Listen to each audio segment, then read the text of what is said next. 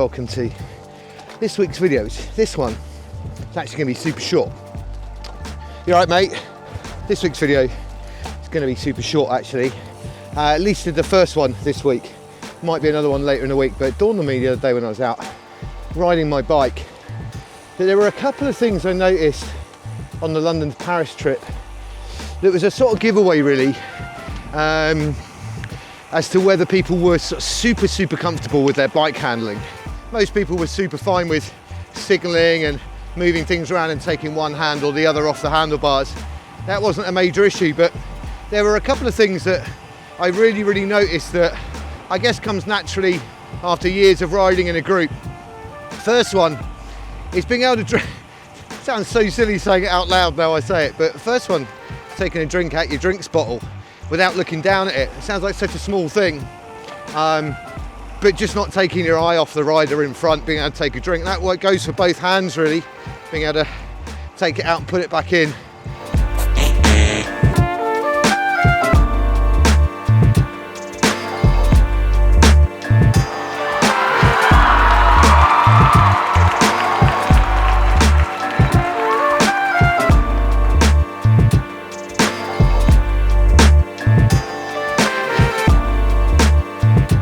Also, whilst pedaling, not taking the power off, keeping your hands on the bottle, taking a drink or whatever, and keeping the power down so you don't suddenly end up in the front wheel of the rider behind. Being able to take a drink from both bottle cages, even being able to swap bottles over whilst you're riding along, while still keeping the power down the pedals and not looking down, keeping your head up. Such an important aspect. The other thing, which is a strange skill I guess, but actually maybe connected with the drinking side of things, how many accidents happen whilst people were taking a drink out of a drinks bottle. So another skill possibly to keep an eye on is being able to brake one-handed without losing your line. It's very easy when you're braking just with one hand to start veering to one side or another.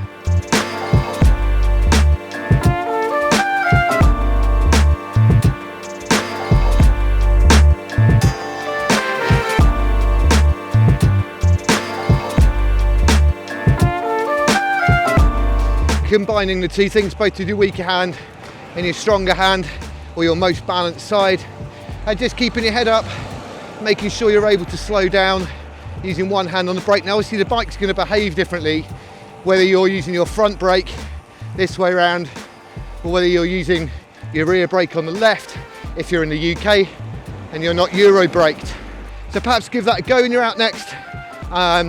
Make sure the road's clear and safe. Maybe don't do this in a group ride, but try drinking, keeping your head up, not looking down at the bottle. Now there are parallels, strangely again, as with a lot of my videos at the moment, about music and not having to look at your instrument, particularly guitarists looking at the fretboard of their guitar whilst they're playing is like one of the most off-putting, sort of disengaging things in the world. So I'm sort of super keen at noticing these things about where people's heads are at.